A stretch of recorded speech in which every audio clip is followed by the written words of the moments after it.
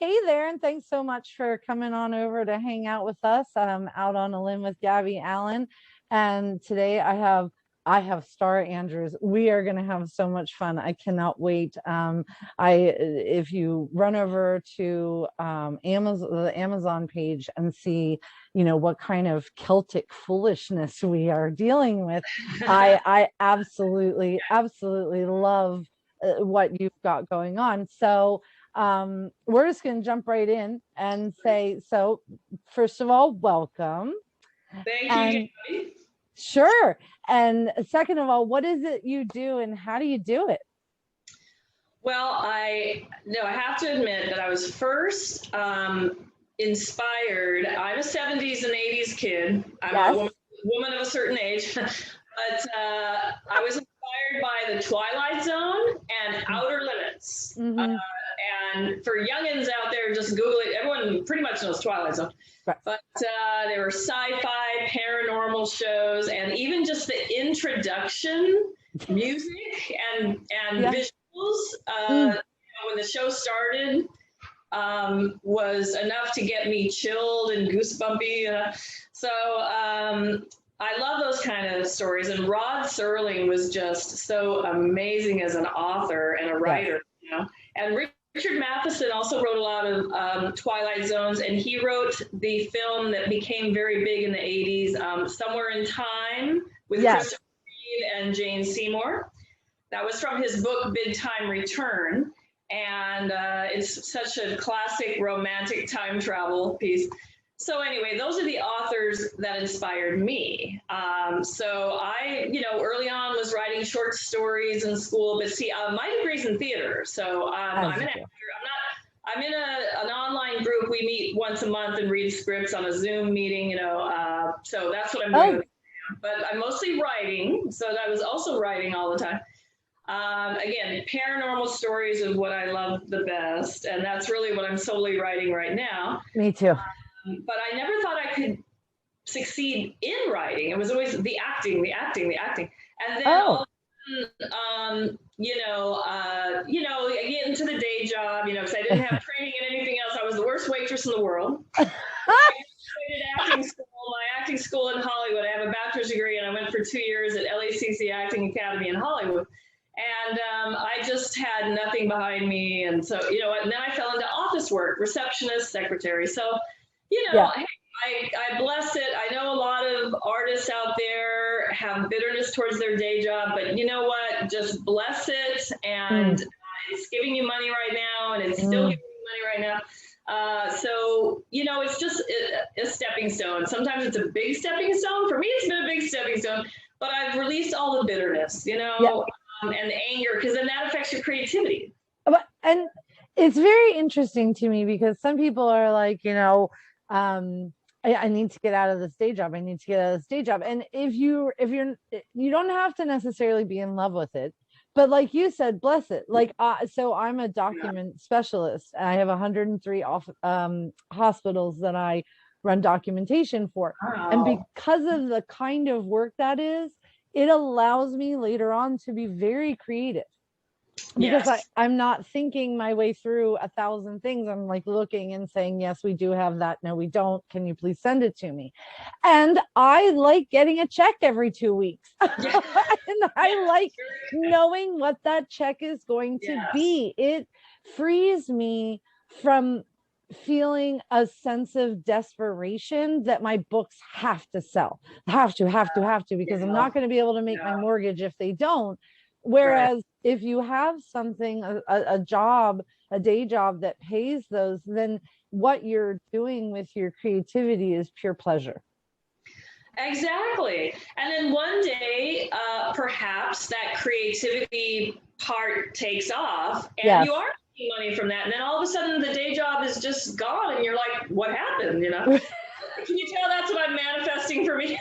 Yeah, will do. Well, I'll put it on my board back here. Oh, yes. So if you see with all the colors back there, I actually have several friends, for whatever reason, I don't know why the board works, but if you write a word that you're concentrating on for the year so far in like 7 years, it has never failed to happen. And that's great. so I if you want to send me a word, I would be happy to put you up on the board. But I think that when you concentrate on something and when you look at the things that you have to do to get the thing that you want, that instead of looking at it as I can't believe I just want to do this instead, if you look at it as this is what is allowing me or permitting me or giving me the space to do this other thing, it makes life so much easier instead of being angry. Yes, and I've met a lot of angry artists, and I understand it. But it just prevents it from coming. As an example, and I will get to telling you the title of my books and all that. we got some time. Yes, where I'm sitting right now is my writing office, and you can see all my favorite posters are up and everything. Things I love and inspiration. And the original poster, I don't know if you can see above my finger, to the Haunted Mansion in Disneyland in Anaheim, California. I'm from California. So we went to Disneyland since I was 5 years old, college age and beyond. So I just love the original poster for the Haunted Mansion and, everything else, of course. Yeah. But I was in a bad apartment about over a year ago. Okay. Really bad. And I put up on I have a little board too, and I'm looking at it right now, a beautiful and sacred creative home. And I have it. Now I have it. This came out of the blue in the middle of COVID, believe it or not. And, I was very careful. The movers had masks and tested and all that. But it got to a point, I don't want to explain, but it got to a point where I could no longer live in the other place. Yeah. So I have a 2-bedroom, but the second bedroom is my writing office. And I never designed it the way I wanted. I got to put everything up, so it's my creative space. Yeah. So, it can happen, But anyway, so I like you, right? And with the Wild Press. Yeah. Right. And I have a paranormal series. It's not really paranormal romance. There is romance in it, but it's paranormal fiction. So it's like the standard category. Mm-hmm. But it's called Bay of Darkness. Bay of Darkness. It came out October 2019. Awesome. And I was so happy, as you can tell, that it came out in October. There's a reason I'm dressed like this too, I'll tell you. And my birthday is in October too. I love Halloween and everything. Awesome. So she's a uber psychic woman who has a past life in the Celtic world, centuries ago as Boudica, Celtic warrior princess. Was that a real person? So I borrowed that persona. I watched a podcast on her, and wow, like a History Channel thing, and I was like, what strength! She and her clans almost defeated the Romans. The Roman Empire, Yes. And she was a woman, but all the men followed her, Exactly. It was amazing. So one day I want to visit her statue in London. There's a statue to her in London. But anyway, so I wanted that powerful Celtic power to combine with her uber psychic power in the modern world. It's present day. So her name is Vivian Kelly. She starts the Kelly Society, which is a paranormal cleansing team in Half Moon, California. Half Moon Bay is a gorgeous seaside town. Yes. South of San Francisco in California. Yes. And I've been there many times. My sister lives there. And that's cool. So she has her Scooby gang, and a long lost love, another man from a past life. She has a kind of an evil guy from that life, but she had been with him back in the day, As you do. Yes. And then this fabulous other guy who, I don't want to spill all the spoilers here. Right. Was also from that time. So there's a little triangle there going, but obviously one guy's better than the other. Right. And the first of the trilogy, she has to battle a Celtic demon, Dagda. He used to be their god, and there was a god named Dagda who was the god of harvest for all the Celtic clans and everything back in the day when Boudica, now I don't know if they actually worshipped him or not. I wasn't there, but anyway, so I'm like, well, what turned evil. So he's a demon now. So of course he knew Boudica because she was this big, powerful person who probably worshipped. So he's like, hey, I want you to be my queen. I'm going to turn the world into darkness and kill most of the humans, and let's start a new, So anyway, in a nutshell, so he has a plan. He has a plan. He came for the people that will help him. He's a man of a plan, though. I love it. But obviously she says no and all that. So now she has to fight him. So she gets her Scooby gang, and they go through this whole thing, and she gets together with the good guy and all that. So the second book in the series is, I've already got the titles. It's Curse of Amun-Ra. She has a new nemesis who's like an Egyptian princess, but I still have her Celtic helpers and monsters that kind of come in the way. And then the last one is The Foundation. It's like a cult. It's introduced in the first book. I'm just giving you the little punch, the little bullet points. These they're not all written yet, by the way. I'm finding the time to get it done. But so the last one's going to be her children. So she'll have a boy and a girl, and they grow up, and they're just as powerful as she is, if not more. And then the world really does have this horrible thing happen to darkness from another nemesis, and her children have to help. She helps them too. She and her husband. They all help save the world. Finally, again. Right. So, but in between then, Lisa Dawn, our marketing woman in Wild Rose Press, who's wonderful. She is. Oh, I'm going to be in the calendar this year too, 2022. So you know what? I bet you anything we're going to both be in October. Oh, I hope so. It said Fantastical Wars. Yes, I saw you on the proof sheet. Yes. Yep. Something old, something dead. Yes.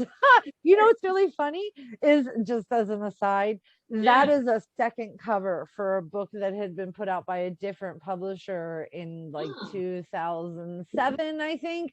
And so it came out, I think, in 2011 or 12 here. Wow. I have the original cover tattooed on my back. Oh my God! It's like this big. When I told the artist, there was a Patricia Storms, who is an artist in Canada, had done it, and I called her and I was like, so how do you feel about me getting this tattooed on my back? And she was like, what? No, what? No, what? Really? And I was like, well, it's perfect with the tombstone and stuff. And she was like, oh, I've just never had anybody tattoo anything. That's great, though.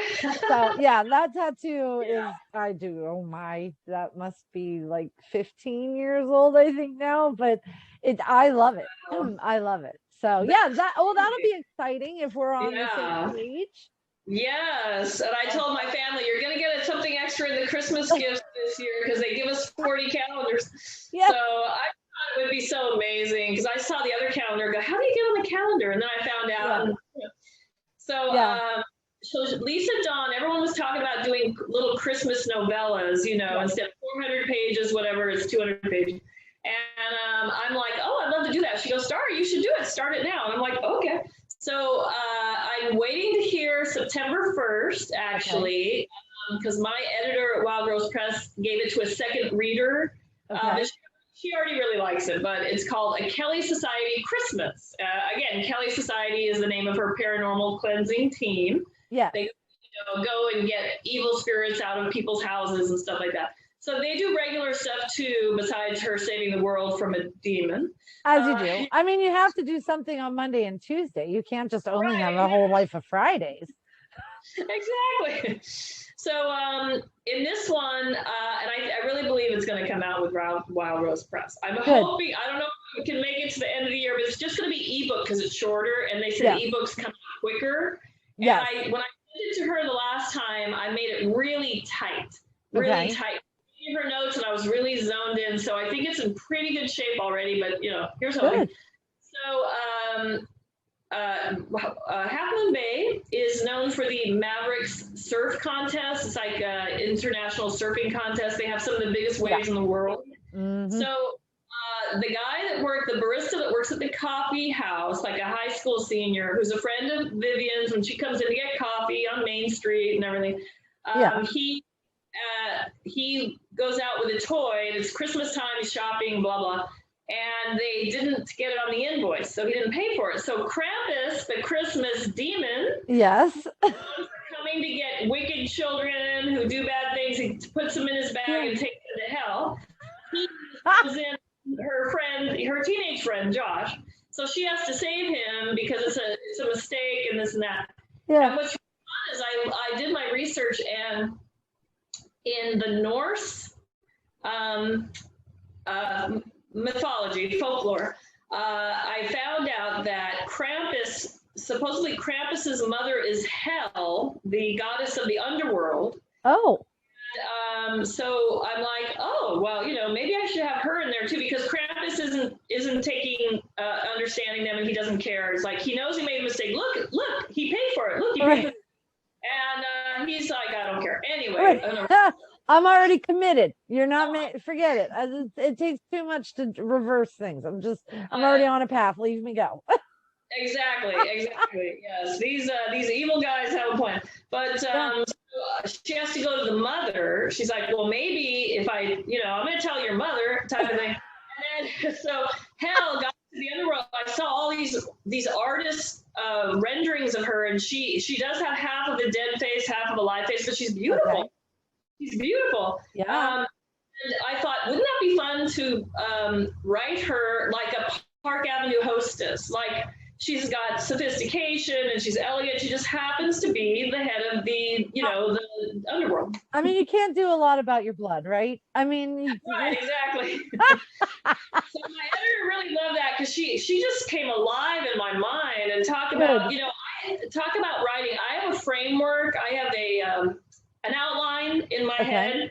But as you know, right, once you start writing, the outline just changes, it expands, Yes. But then in the final manuscript, everything is everything. I'm not one of those kind of flitty, like, oh, well, maybe we'll do this at the end. No. Right. Once it's set. But there's a lot of, that creative process. Oh, yeah. You're writing. Oh, yeah, absolutely. Yeah. And I love the idea of that. And I love the Wild Rose Press is really good about coming out with some awesome themes for stuff. I had done one for Valentine's Day. I've been with the Wild Rose Press since 2006. And so, but I've written for them. I've written for Harlequin. I wrote for Dramar Publishing before they closed. And now I also write for Kensington, which is where the Gabby Allen thing comes in, because they wanted a different name. And so, but because I interviewed Rhonda, who is one of the owners, love her so much. And I was just like, one of the things that I love about the Wild Rose Press is that you can take chances with things that, you might have a little bit harder time selling Hel as a Park Avenue hostess. And you know what I mean? At a bigger publisher who's like, well, we don't know how, that we need to appeal to the masses. Right. Wild Rose Press is able to be a little bit more open to being out of the box, but the readers want these stories. This is the thing that I struggle with sometimes, because I get that it's a business, and I get that Kensington has to do like what fits in with what their research shows that the majority of readers want. But there are a lot of readers who want exactly what you are writing. It might just not be to the until it's out there and they're like, oh, I have to have this. And then they tell their friends, and now you have a big audience. You have to start with what they want to read, but they're not aware that they want to read it yet. Right, exactly. That's why. Yes, and I'm so lucky to have that. Just a small example here, as a totally different genre, but remember the film that was a big hit, Being John Malkovich, years ago in the 90s, with John Malkovich and John Cusack? Well, the creator, the writer, director, I believe, of that film went to film school, and he said, I'm going to throw out everything they told me not to do and just put it into a movie, and it was a hit. And so it's kind of like what you're talking about. But but you know, so. And I do get it. I mean, I've been in the business long enough to understand how that works. But I think that sometimes with the smaller publishers and a lot of people who are doing more independent publishing, it comes down to they have readers who want their stories. The publishers don't necessarily see the numbers, so they don't always take a chance on something, but those readers, they know what they want. And they want stories that they haven't read 100 times. And I'm fascinated by the Celtic part, because I'm a Heinz 57 kind of girl where I am a little bit of everything. There's Irish, Scottish, and French, Swedish. There's just a little bit of everything in there. And so I am always fascinated by the thought of like cultures that have very specific belief systems, and how they moved out of believing that. Like, I don't know if there are a lot of Egyptians who still believe in Ra and that kind of thing, or Celtics that believe in the things that Boudica would have believed in. I know, so I was actually born in Hawaii, and my aunt still lives there. She is a Hawaiian priestess, actually, and there are people who very much still believe in all of the Hawaiian Pele and the some of the things that were in like Moana the movie. They really do, like, that is their religion. And it's, so then I love the thought of reading books that approach that from a modern thing, and like being faced with, oh, is that still out there? Okay, whoa, I don't know where you came from, but I better go back and find out what my ancestors believed in, because I got to deal with you. I love that. I love it. I am super excited for these. So book 1 is done and out as of 2019. Book 2 is done and in, or is not yet done? Curse of Amun-Ra is only partially written. The one that's about to come out is the little novella, A Kelly Society Christmas. Right.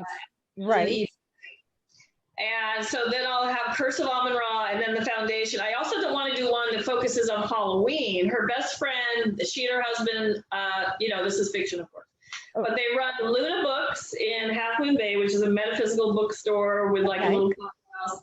And they're going to have an adventure in their store at Halloween. And it'll be Halloween at Luna Books, So she has to help her with that as well. But I wanted to mention... Go ahead. No, I was just going to ask, is that going to be a novella too, or do you feel like that has the potential of being a full-length book?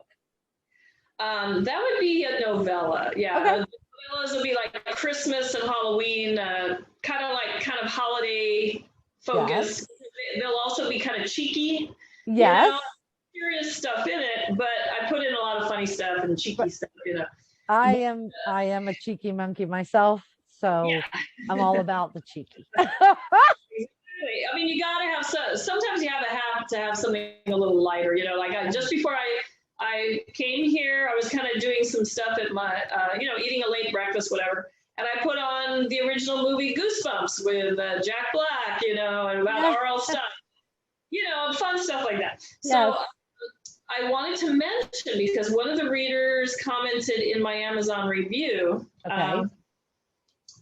I didn't mention that I also have the Celtic goddesses in the first book, and they will continue to be in the book. I mean, I mentioned Hel, but her, Vivian Kelly's spirit guide is Rhiannon, Celtic to the moon. And then the Morrigan, the 3 Celtic war goddesses come and help with the final battle and give her advice and this and that, So I love it. Yeah, but so the reason I am Halloweened out today is because I guess as part of a promotion or mention of my upcoming 31 Days of Halloween blog that I do every October. So my I know this is at the end, but my it's whenever. Like I said, skandrews.com. And on that site, I have my blog, and every Friday I put out a little creativity cue, just as a a quote or something like that, and I love it. yeah, so I do that, and then I started this the year the book came out, and I was scrambling because it came out October 2nd. But on the ABC Family channel, which is now Freeform, yes, they have the movies 31 Days of Halloween. I love that. Every year, I am totally there for that. Yeah, and they show Nightmare Before Christmas and Hocus Pocus and all this stuff. Yes. So it gave me the idea right as the book was coming out. Oh, why don't I that'd be fun. How about the 31 Days of Halloween with the Kelly Society? So each blog post is written as one of the characters, like Jean Kelly was doing it, or her friend at Luna Books, or the guy that does her EMF machine, the paranormal machines and all that. Yeah. So I've done it the 2019, 2020, and now 2021, and I've actually already started. I have 15 of them already ready to go. Wow. They take a long time, it's like I have to figure out what am I doing and this and that. And right. So I focus on different paranormal podcasts, or like a new movie that came out. Like last year on Netflix, Adam Sandler did Hubie Halloween. Yes, he did. And then those Bud Abbott and Costello movies, yes.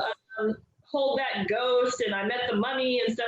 So I kind of put a thing together about funny, scary movies.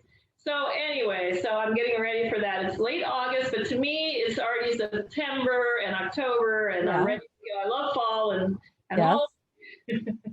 Yes. Oh yeah. Halloween is huge here in this house. We do all kinds of stuff. Yes. We have tons of my favorite. When you mentioned Haunted Mansion, that is my absolute favorite ride. I have a little setup of the ghosts that you can press the button and it all lights up and they sing the song. I have door hangers that say "Welcome, foolish mortals." I have a purse, two purses that are, one is the wallpaper and the other one is the ghosts waving at you. That Haunted Mansion is that has been my ride forever. I actually was I moved to California when I was 13, and in Southern California, and we moved to Pennsylvania when I was 29, I think 28, 29. And so my husband was actually born outside of Disneyland, and his parents were there they both worked for Disneyland on the day it opened. And so Disneyland is a huge thing for us. Huge. Yes, that was what my kid graduates high school, right? And my mom says, because she had taken 6 years of French. And my mom says, I'll take you to France. Your uncle lives over there. My uncle lives over there. And they'll house us. And my kid looks at me and she's like, can we go to Disney World? It's like, you're really going to pass up a trip to France to go to Disney World? And she's like, yep. So, hey, so funny. Yeah. I guess I've been told what we're doing for a graduation present. So now she's in college and she's like, so when I graduate college, I said, are you going to France? And she's like, no, Disney World again. So, okay. That's great. I love it. Yeah. I love ghosty stuff. I think I have a series of books called Adventures in Ghost Sitting, and it's a woman who owns a junkyard, and everything in the junkyard has a ghost attached to it, and they all behave very badly. And I love one of the things that I love most about paranormals, and that I know a lot of people like reading in paranormals, is the imagination that can go into that, but also sometimes the justice that can be served in ways that you wouldn't be able to do necessarily as just a regular person. Right, exactly. Yeah. And when you go into an otherworldly realm, I mean, crime books are great too, and just literary fiction and things like The Notebook and this and that, and that's great too. But when you go into an otherworldly realm, it opens up all these possibilities, for your story. Absolutely. So have you written books that aren't paranormal and then you write paranormal, or have you always kind of written paranormal? It's actually pretty much been paranormal, but I do have one. Well, I have one nonfiction book published from 1998 that's also on my website. I saw that. Oh yeah, the Pursuit of Acting, just interviews with actors at all different levels to help student actors. And that's awesome. I know I'm not doing it myself, but we're all on a different journey. But at the time, you know, I thought it was a great idea to help actors, and it was so interesting for me to hear stories. You know, almost like a biography channel or something. And luckily I got Prager Publishers. That was with Greenwood Press. Now it's ABC Clio. And it's just sitting there, you know, because I'm not a celebrity or anything, you know. But maybe, you know, who knows? Maybe things will change later. That'll go again. So it's very helpful. You never know. Actors, and maybe it'll get out there again eventually, you know. You know, and the thing is, I think when you're talking about us having boards and putting out there what we would like to see happen, and then concentrating on that, some of it is like, I know for myself, I generally say this is what I want or something better. And I think that, you know, if you will flow with what's going on, sometimes what you thought you wanted is not exactly what is best for you, nor will it lead you down the path to what you really want in the end. And so, like, I don't think there's anything wrong with, you have an acting book. That doesn't mean that it won't, like you said, pop in 5 months, 5 years. It could be like, you know, all of your paranormal books do really well, and then somebody's like, oh look, she also has an acting book, that's so cool, and they order it and they're like, thank you so much, Starra, for helping me, because I just landed a, you know, something with Chris Helmsworth, and I just want to thank you for that. I had to land something with him too. Yeah, seriously. I mean, I'm open to the possibilities. I had to laugh because my kid goes to Savannah College of Art and Design. A lot of times they have people come in that are stars in the field that they're in, and so I was online and I saw that Matthew McConaughey and I don't remember who the other person was. They were at the college, and I called my kid and like, excuse me, why was I not told ahead of time that Matthew McConaughey is at the college? And she's like, oh yeah, I did hear that. And I was like, no. I don't think you understand. If you had let me know a week or so ahead, I would have flown down there, dyed my hair brown, taken your student ID, and gone and sat in the class. She's like, come on, let's be honest, you would have stalked him. And I was like, well, there is that, but you have to give me the opportunity. Right, exactly.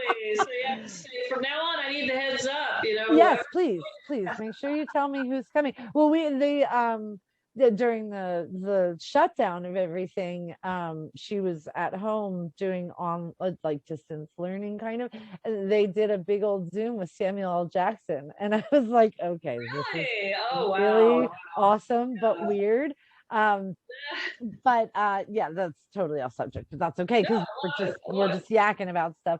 But yeah, I love paranormal. It's really funny because I've written both, and that was where my question was coming from. I've written contemporary, regular cozy mysteries, contemporary romances, a bunch of stuff. I find that I am far more brutal in the paranormal world than I ever would be in the contemporary world. And I think it kind of goes back to what we were saying earlier, and that's that they have a different set of skills is available to somebody, and you have to have like a bigger bad when someone can spell you into whatever, or if someone can have the spirits come after you, like you have to have a big bad that could potentially up you on that. Do you find that you do that also, and that you like the Celtic mythology to be able to work with that? Definitely. In fact, it's right here. I got this back in 2014, I think, and the Celtic mythology Oxford Dictionary. And you can see the little post-its. I actually went shopping for creatures, for the Celtic monsters. That's where I found And also the Doulahan, which is actually their version of the Headless Horseman. Yes. He's in my book, and it's really scary. And a banshee, of course. Well, And, I mean, they don't want to be left out. You can't exactly. leave out the banshees. They might scream at you. Right. And in the first book, so the Bay of Darkness is out. There's obviously a powerful Celtic demon, and like you said, that's the big bad. Yeah. I will say this: at the very end, they're all done. Victory! Yay! Everything's great. They're going to take Vivian to the hospital. She had a little cut on her arm and all that. So she thinks she hears something, and then she looks, and her soulmate is like, "Honey, what's wrong?" And she's like, "I swear I heard something." And then she focuses her psychic radar, and there's nothing. She goes, "Okay, well, there's nothing there now." And he goes, "Come on, look, you're bleeding. You're probably lightheaded. Let's go." Well, turns out there was something else there. And that's in the Curse of Amun-Ra. Okay. Worse than the Celtic demon. But yeah, you have to kind of and in Harry Potter, this is from my sister and I Christmas before last got to see the show on Broadway because I'm in upstate New York. Harry Potter opening up again in September, and the Cursed Child, Harry Potter and the Cursed Child. Yeah. It was a great show. But anyway, obviously in Harry Potter, we're so scared of Voldemort, and he's always there. He's always above our heads, and the Dementors come in and all that. But, not to promote J.K. Rowling, she doesn't need promotion. Right. But like you said, that was her big bad, and she kept it going the whole time. Yeah. Yeah. Well, and I think that there's, because they are such a big bad, your characters then have to up their game, as well as learn more about themselves, learn more about their powers and how to use it, and like where is the line that you've used it too much? How far are you willing to go before you actually become like the very thing you're fighting? Contemporary romance doesn't necessarily have as much leeway, I think, to do that kind of stuff. Oh, right. So yeah. Oh my gosh, we're totally at the 40 minutes. Okay. I just looked at the clock and I was like, oh crud. That flew by. It did, didn't it? That was so much fun. I am so pleased that you were here. I am more than willing to have you come back on when the next, whether or not it's the Kelly Christmas or the Amun-Ra, whatever you want, I would be happy to have you come back on and talk some more about just how things work and how you use the mythology. I'm, like I said, fascinated by that. I think my heritage, there's so many different things in there that I'm like, I don't know which one to look at first, but I'll do them all. So but yes, this was so much fun. So why don't you give us your website again really quick, just so that people, and I will also put it in the I love it. I will also put it in the description box for anyone. So we've got www.skandrews.com. I found you on Amazon, so you do have an author page over there. Are you Facebook? Are you Twitter? Are you anything else that we can find you on? All of that: Facebook, Twitter, Instagram, and LinkedIn. And that's kind of also my day job stuff too. But on LinkedIn, I put the little post there. And in fact, one of my coworkers at the day job, he's like, "I'm going to connect on you with LinkedIn." I said, "Okay, well, get ready in October, because every day you're going to see 31 Days of Halloween." And he goes, he's like confused. He doesn't know what it is. I go, "You'll see. You'll be fine." And then let me know when the Kelly Christmas comes out, and I would be happy to shout that out on whichever podcast is currently playing at that time, because I cannot wait to dive into your first book. I am definitely running over right now to one click that and see what's going on. And again, thank you for being here. I really appreciate it, and this was a ton of fun. I want to read yours too, because I love your style and your line. Like you said, the junkyard ghosts and everything. I love it. So I'm going to be doing the same. Thank you so much. Awesome. It's so let me just warn you that you want to talk about being a 70s, 80s kid. The first title is Desperately Seeking Salvage because she still dresses in jelly shoes and has lace gloves, and every single title is a play on an 80s song or movie or phrase. There's one that's Don't Dream It's Rover. I wear my ghost goggles at night. There are novellas also, and they were a lot of fun to put together. Like I said, because you can play in the paranormal world in a way that you can't necessarily play in the contemporary world. So very awesome. Very awesome. Okay. So here we are at the end of another Out on the Limb with Gabby Allen. I had such a blast talking with Starra Andrews. I hope you guys enjoyed hearing what we had to say. I'm gonna give out the offer that if there's a question that you have for myself or Starra, go ahead and throw it down in the comments section. I will make sure that she gets them, and we'll give you any answers we can to get you learning and to move you on your way to whatever your heart desires. So thank you again. This is a blast. Oh, thank you. I loved it. It was wonderful. Good. Well, you have a wonderful day, and I hope everybody else has a wonderful day, and we'll see you next time. Okay. Thanks, Gabby. Sure thing.